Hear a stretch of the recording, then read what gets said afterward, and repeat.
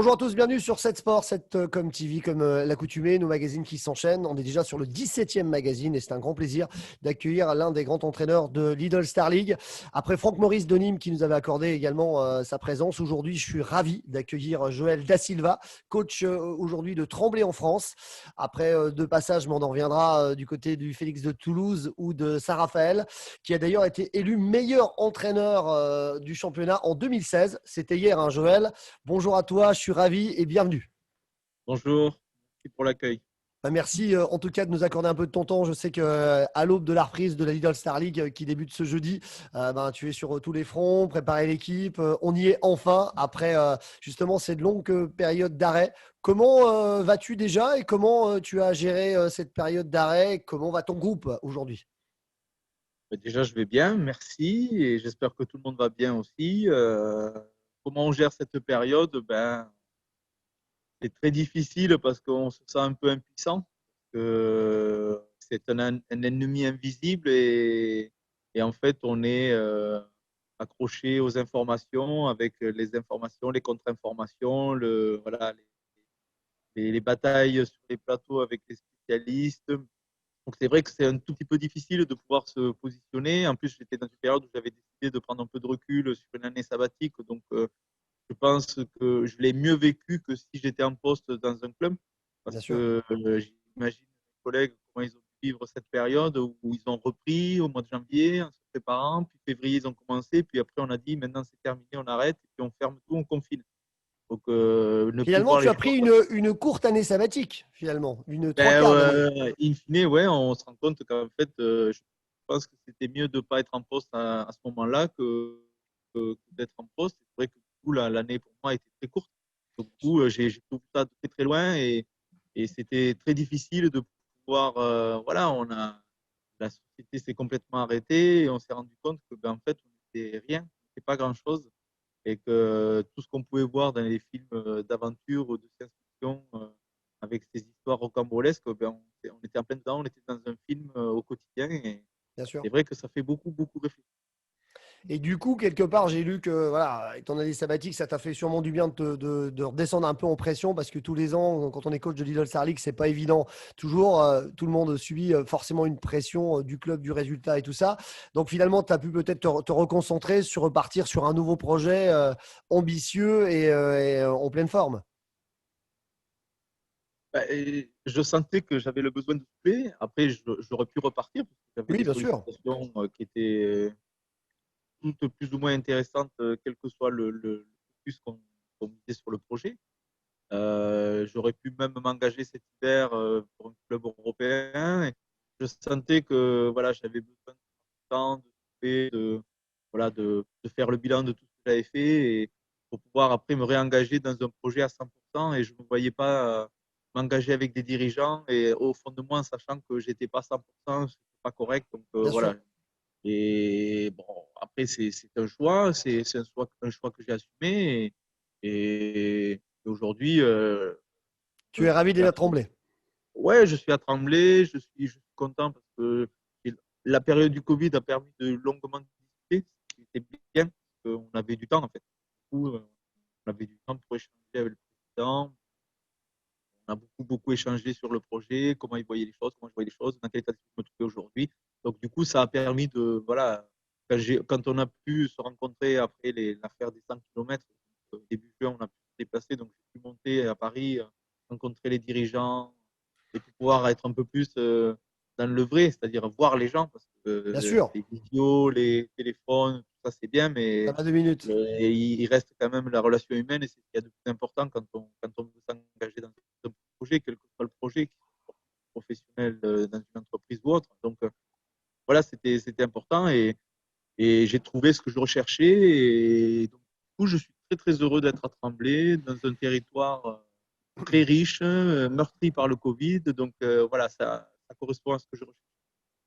Donc, on est ravi de ton arrivée à Tremblay. Alors, justement, comment va l'équipe dans cette préparation particulière qui a été un petit peu, hein, je pense que toi aussi, tu as vécu une préparation inédite, peut-être plus de 11 En semaines. fait, le choix au mois de juin, c'était que l'équipe se réentraîne. Donc les joueurs se sont entraînés pendant un mois avant de partir en vacances. Et c'était un choix à la fois mettre en place les protocoles sanitaires qu'on vit au quotidien aujourd'hui, les masques, le gel, tout D'accord. ça. Donc, ça a aussi permis aux joueurs de retrouver une activité qui était arrêtée pendant 3 mois. Et donc, psychologiquement, c'était bien qu'ils se retrouvent par groupe. Donc, le choix du club a été payant parce que je pense que c'était important pour eux.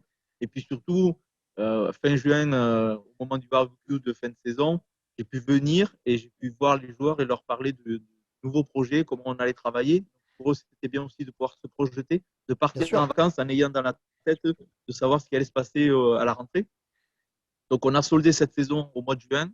Elle était ce qu'elle était, mais elle a été finie avec un barbecue. On s'est retrouvés, c'était la D'accord. fin, tout le monde s'est dit au Moment revoir. convivial, Et les sympa gens de sont partage. vraiment partis en vacances. Sont vraiment partis en vacances. Donc là, et en sachant qu'il y avait une date de reprise avec un nouveau projet, un nouvel entraîneur.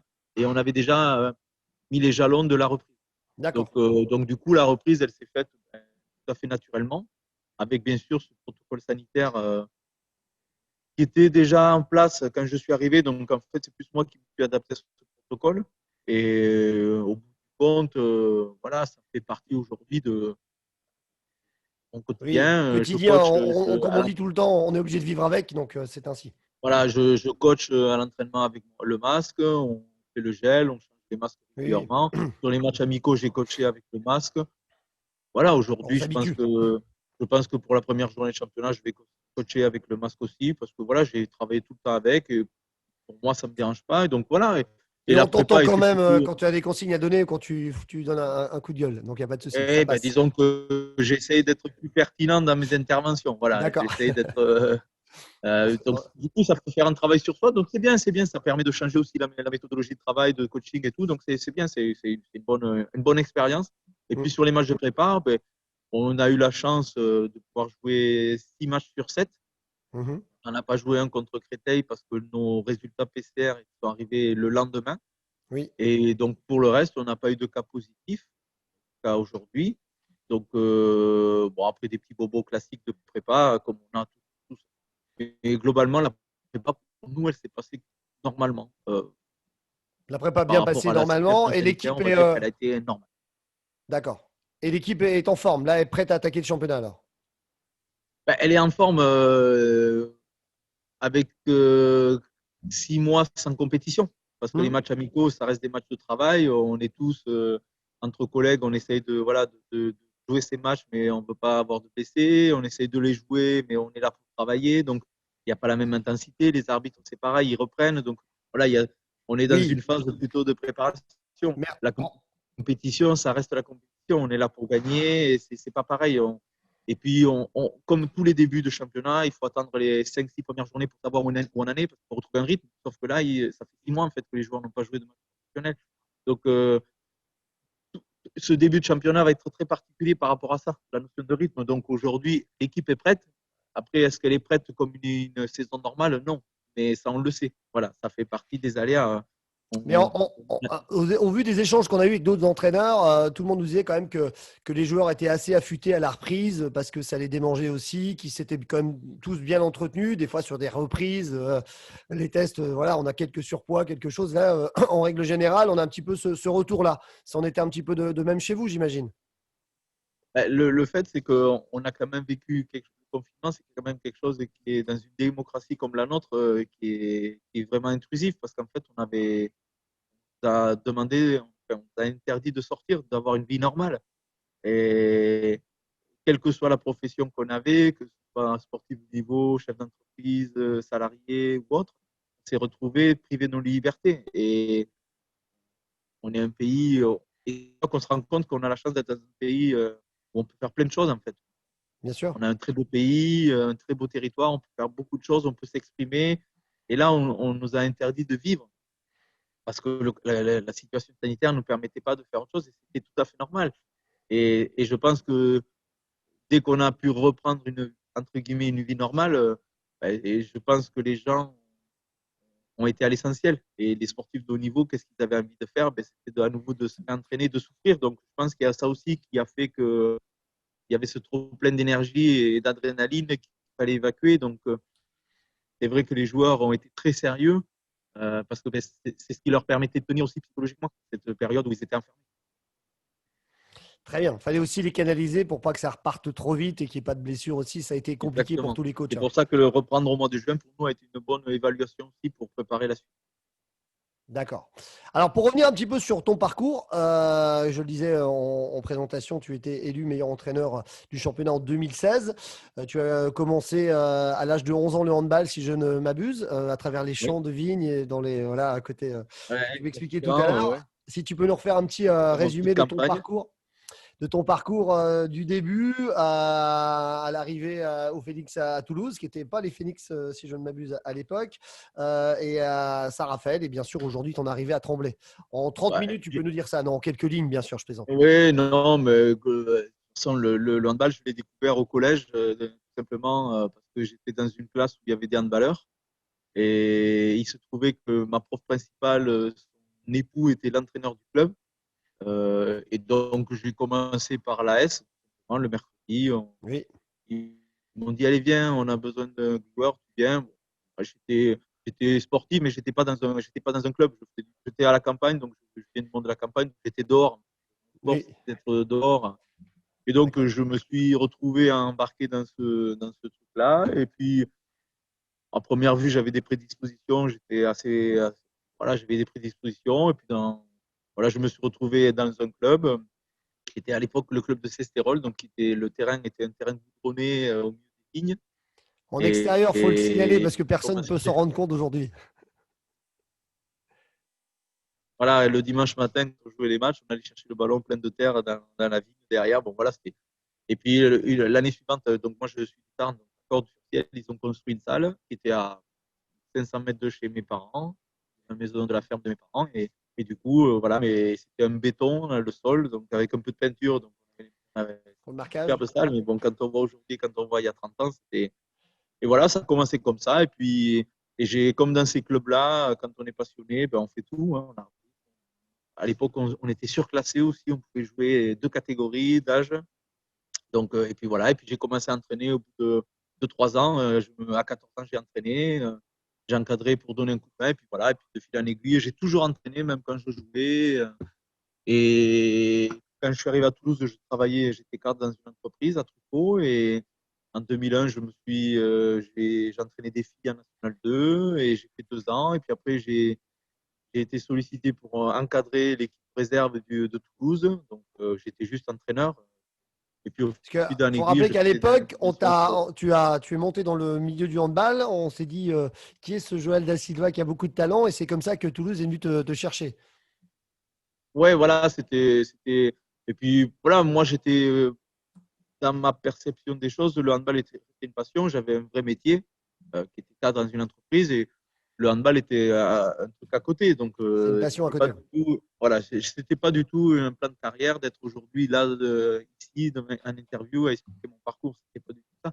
Bien sûr. Et, et puis, ce sont les choses de la vie qui ont fait que, au fur et à mesure, et puis j'ai signé mon premier contrat pro, j'ai démissionné de l'entreprise où j'étais, j'ai signé mon premier contrat pro en 2009. J'étais adjoint et responsable de formation. Et puis en 2011, l'entraîneur principal s'était débarqué, j'ai pris l'équipe en intérim, et puis voilà, et puis aujourd'hui, je suis à Le Phoenix Toulouse, Tremblay. quoi. J'ai passé 5 ans à Saint-Raph, où j'ai découvert la Coupe d'Europe, Final Four, finale de Coupe Tu as fait une européenne, finale en 2018. voilà, une demi-finale, deux quarts de finale et une finale, voilà. Et aujourd'hui, je suis sur un projet à Tremblay où voilà, il y a ce club-là, il y a 10 ans, faisait aussi une finale européenne et l'objectif, voilà, c'est de redécouvrir et de revivre ces moments-là à Tremblay, à la fois le club et moi aussi, bien sûr, parce que j'ai envie de retrouver ça avec le club. Alors justement, pour faire la transition par rapport à ce parcours, quels seraient les deux meilleurs souvenirs que tu garderais de toute déjà ton expérience de coach? Alors, mes deux meilleurs souvenirs en tant qu'entraîneur, Oui, ben, mes deux meilleurs souvenirs, le premier, bien évidemment, c'est la finale européenne. d'accord. Euh, 2018. euh, je souhaite à tout le monde de vivre ça, que ce soit joueur ou entraîneur. D'accord. C'est pour moi, voilà, c'est pour moi le meilleur moment de ma carrière. Même quand j'ai été élu meilleur entraîneur de l'année, c'est plutôt une récompense individuelle. Et on fait un sport co, on partage des émotions. Et même si ce titre récompense une saison, bien évidemment, parce qu'on avait fait un super championnat et donc ça récompense un travail. Mais, mais quand on a fait la finale européenne contre Berlin à Magdebourg, en battant Magdebourg en demi-finale d'un but, dans une salle où il y avait 7000 personnes, bien sûr, qui étaient supporters exclusifs de Magdebourg, Bien sûr. et derrière jouer la finale contre Berlin et cette même salle qui nous avait pas conspué, mais qui était bien sûr pour Magdebourg, qui était derrière nous parce que Ils étaient con. Magdebourg, pour rappeler, c'est la FRDA et Berlin, voilà, Ouais. c'est des ennemis. Donc le lendemain, la salle, ils étaient supporters. Pour nous, voilà, ça a été des grands moments et en plus cette finale se joue sur pas grand-chose, donc on était, voilà, ça a été pour moi aujourd'hui, aujourd'hui, ça a été le plus grand moment. Et après d'autres moments, je pense que le premier match, À mon premier match Toulouse. en tant qu'entraîneur professionnel, c'était avec Toulouse et j'ai joué à Montpellier. Ah Donc oui, avec d'accord. tout Donc ce c'était le que baptême du je, feu d'entrée de jeu, quoi. voilà, tout ce que j'ai comme respect pour Patrice, tout ce qu'il a Bien apporté sûr. pour le hand et tout ce qu'il apporte. Et voilà, c'est quelqu'un. Et je me souviens, on avait perdu 35-31 et voilà, Bougnol, voilà, personne ne me connaissait à part ceux qui étaient au centre de formation parce que j'étais déjà dans le centre de formation. Donc voilà, donc c'était plus la personnelle, c'était mon baptême du feu, c'était Patrice Canaillé. J'ai beaucoup de respect pour l'homme et le personnage et Bien l'entraîneur. Donc sûr. pour moi, c'était me mesurer à lui sur mon premier match en D1, c'était voilà, voilà, on va dire que c'est ces deux moments qui ont pour l'instant marqué ma carrière. Deux moments. Merci pour ces échanges et ce partage avec nous. On revient sur Tremblay, sur cette saison. Tu peux nous parler un petit peu des recrues, des renforts, un peu de comment tu vas placer ton équipe cette saison? Ben, aujourd'hui, les recrues ont été faites à distance, hein, puisque Oui. les recrues sont arrivées avant moi, Mm. même si j'étais au courant de ce qui se D'accord. passait. Euh, il y a eu trois recrues, donc Rubens Pierre, un jeune gardien de 21 ans avec un gros fort potentiel passé par Montpellier, centre de formation, qui a fait une année en Pro League à Cesson et qui a Oui. signé 3 ans chez nous. Voilà, c'est vraiment le profil de gardien qui, je pense, s'il met tout dans sa tête et tout dans son corps correctement, a un grand avenir et pas que par la taille. Il me fait penser à Wesley Perdin que j'ai eu à Toulouse, un jeune D'accord. gardien. Belle référence aussi. Même attitude, même voilà, même et voilà, je lui souhaite le même parcours. Ça a été un combat avec Wesley au quotidien avec lui et aujourd'hui quand je le vois, je suis très heureux de ce parcours. Donc voilà, comme je le dis à Ruben, j'ai cette expérience-là sur ce type de profil, donc je ne vais pas le lâcher. Donc D'accord. voilà, et puis là sur la prépa, il nous a montré de belles choses. Mhm. Après, il y a Étienne Moquet, qui est ailier gauche, qui est sur un poste à Tremblay avec une grande histoire. Hein. Ostertang, Bingo, Bien sûr. Orumbia, Borges. Voilà, c'est un poste où il y a une vraie histoire dans le club. Donc, ce n'est pas un challenge facile pour lui. Et c'est un joueur qui a en plus traversé une période de blessure, qui s'est fait 2 fois au même genou en 2 ans. Et, et voilà, il est sorti de sa zone de confort. Et je trouve que c'est très courageux de sa part d'aller dans un projet comme ça. Et voilà, sur la prépa, on voit que voilà, c'est un garçon qui a du talent. On sent aussi que cette blessure a freiné un peu sa progression. Donc, il a une grosse marge de progression. Et sur le poste, voilà, il a montré qu'il avait les épaules pour continuer cette lignée de joueurs estampillés internationaux. D'accord. Donc, et, voilà, je pense que ça va être une belle surprise. Et puis, Souci, c'est le joueur international par excellence, un référencé qui a gagné la Ligue des Champions, qui a gagné la CAN, qui est international installé en physique, qui vient de Montpellier et qui est là pour nous faire passer un cap. Parce que c'est un joueur qui doit nous amener son expérience de la Ligue des Champions, des champions du monde, de la CAN. Il a gagné la Ligue des Champions, il a été un acteur aussi de cette Ligue des Champions. Donc voilà, c'est un joueur qui doit porter l'équipe, qui doit supporter la pression du club et de l'équipe. Donc voilà, j'attends beaucoup de lui sur son leadership, son charisme, et puis aussi pour nous amener au quotidien cette rigueur et cette exigence très haut niveau. Donc, de belles Et recrues. pour le reste de l'équipe, c'est une équipe qui est ingénieure. Voilà, de belles recrues. Et puis moi, je pense que la quatrième recrue, c'est l'équipe qui Oui. n'a pas beaucoup bougé. Et comme je disais, et comme on a échangé en préparation de cette interview, c'est une équipe qui se doit une revanche. C'est ce Et qu'on a lu dans la presse, oui, bien sûr. voilà, et pour deux choses. Un, la Covid a été sur le territoire a eu beaucoup d'incidences et beaucoup de mortalité. Ça a été, quand je suis allé la première fois, j'ai senti que la Covid a été un moment très compliqué. On sent que les Ici? gens étaient touchés. Personnellement, ici, au club ou autour du club, tout le monde connaît quelqu'un qui a perdu quelqu'un ou qui a été D'accord. touché de la Covid. Donc, c'est prenant et pesant. Et je l'ai ressenti alors que j'étais dans une zone de la Côte d'Azur où, au départ, ce n'était pas une zone qui a été touchée, ou tout au moins autant touchée. Et, et la Covid, elle a été très dure ici, et paradoxalement, elle a sauvé l'équipe. Oui. Et donc, les joueurs, ils ne doivent pas l'oublier, ça. Et je pense que cette équipe-là, l'an dernier, c'était sur le papier une très belle équipe. Pas que d'autres équipes pouvaient descendre, mais en tout cas, sur le terrain, cette équipe-là pouvait faire beaucoup mieux. Je suis convaincu qu'il y avait déjà une très belle équipe. Et c'est pour ça que pour moi, l'équipe, c'est une recrue supplémentaire parce qu'elle se doit à autre chose. Pour toi, elle ne Doit méritait pas sa place, même si elle a terminé 13e sur 14, rappelons pour le championnat précédent, et que cette année, avec les montées, puisque la Leader Star League passe à 16 équipes, comme je te le disais en plaisantant au début d'interview, si vous finissez 13e en fin de saison, bah, vous êtes sauvé et tout va bien. Mais je sais très bien que ce n'est pas du tout ton ambition avec le groupe. J'ai dit aux dirigeants qu'il ne faut pas qu'on parle de maintien, qu'il faut enlever ce terme-là parce que ce club a une histoire, même si les dernières saisons ont été difficiles, ou en tout cas celle de l'an dernier. L'année d'avant, c'était déjà beaucoup mieux avec Benjamin Pro sur la deuxième saison, qui a fait une très très belle saison. Euh, les, les, il faut retrouver de l'ambition. Comme je disais tout à l'heure, ce club, il y a 10 ans, faisait une finale européenne. Et à l'époque, faire une finale européenne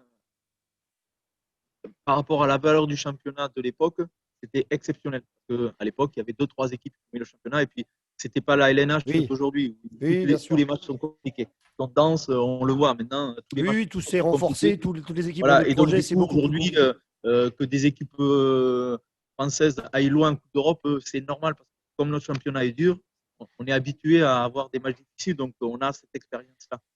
Mais il y a 10 ans, ce n'était pas du tout le cas. Et ce qu'avait fait Tremblay, c'était exceptionnel. Ils avaient fait 2 fois troisième du championnat. Il fallait s'insérer dans ce championnat et perdre en finale. À l'époque, c'était un match aller-retour à Gummersbach, alors qu'ils ont perdu de 8 buts, de 9 buts, où ils ont gagné de 8. Enfin, voilà, ça ne s'est joué à pas grand-chose. Vraiment, et puis Gummersbach, à l'époque, c'était vraiment une très, très grosse équipe.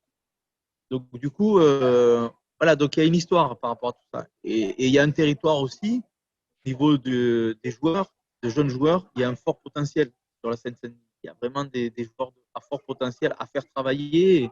Et donc, il y a tout pour faire un grand club.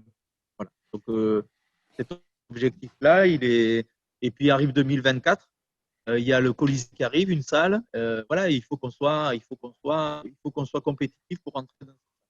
D'accord. Pour une nouvelle salle qui arrive 2024, c'est bien ça, hein, parce que Voilà, exactement. ça coupe un petit peu, donc pour les précisions. Justement, le championnat débute ce soir, jeudi 24. Vous vous déplacez à Istres. Istres qui a fait également une belle saison l'an dernier, équipe redoutable. Comment tu appréhendes cette première journée de Lidl Star League? Euh, c'est toujours très compliqué une première journée. Donc, c'est pour ça que le choix que j'avais demandé, c'était qu'on joue la première journée à l'extérieur pour pas avoir cette pression du match à domicile. D'accord.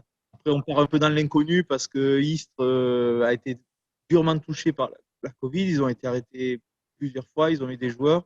Ils ont fait 2 matchs amicaux parce qu'ils ont annulé pratiquement tous leurs matchs amicaux. Voilà. Donc, on ne sait pas dans quel, pardon, dans quel rythme va se trouver l'équipe. Après, je connais les joueurs qu'il y a là-bas, leur détermination. Donc, je sais qu'on sera, ils ne lâcheront rien. Nous, on va vouloir rentrer bien dans le championnat. Voilà, Bien donc c'est sûr. un match déjà qui va être compliqué, tendu. Euh, J'espère que le fait qu'on ait joué beaucoup de matchs donne un certain rythme. Et voilà, donc, mais ça va être un match compliqué. Je pense que la vraie difficulté, ça va être la gestion des temps forts, temps faibles.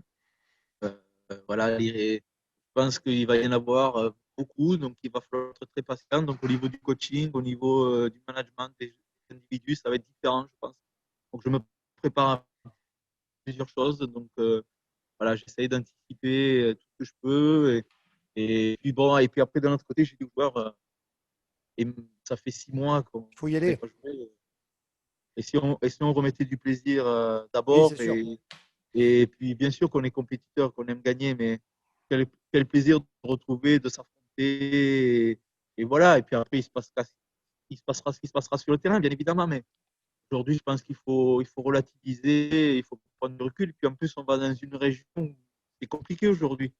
Avec la Covid, voilà, ils sont en train d'enlever des libertés dans les Bouches-du-Rhône. Donc voilà, je pense qu'il faut revenir à l'essentiel, rejouer, et prendre du plaisir. Et puis après, il se passera de résultats. Je ne pense pas qu'il faut être préoccupé par rapport à ça.